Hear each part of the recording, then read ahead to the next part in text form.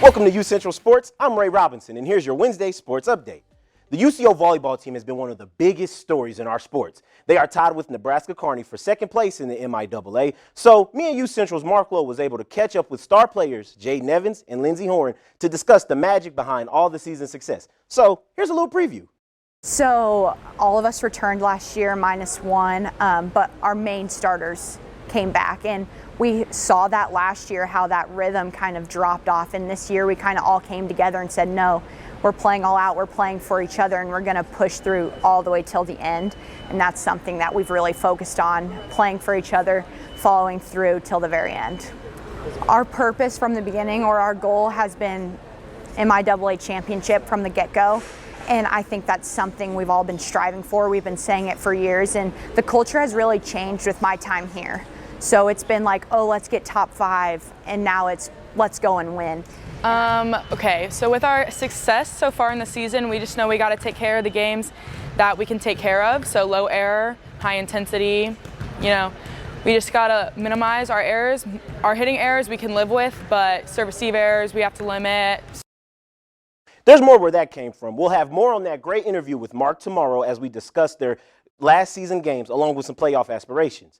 They take on Missouri Western this Friday at 6 p.m. It's also important to note that Missouri Western clinched the 4th seed in the MIAA, just below UCO and Nebraska Kearney.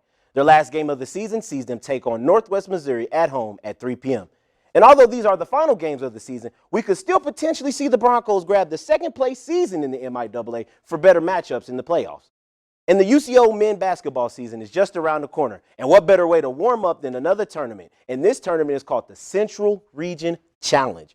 First game of the season sees them take on University of Mary on Friday at 3 p.m. in Tahlequah, Oklahoma. The following game sees them take on Northwestern Oklahoma State. Now, Northwestern State finished 10th in their respected Great American Conference.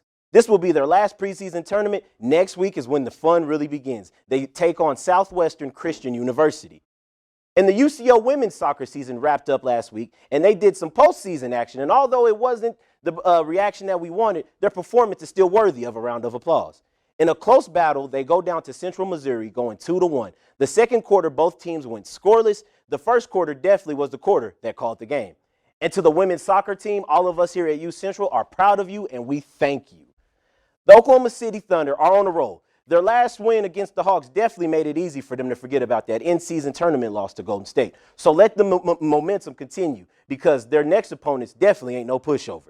They take on the Cleveland Cavaliers at Paycom tonight. The Cavs are 3-4, one game behind the Thunder, so it's a matter of who really wants to win this game. The Thunder will be in this game without Lou Dort, who was ruled out, and Kendrick Williams has also yet to make his return. And guys, we're going to toss it back to you to the desk.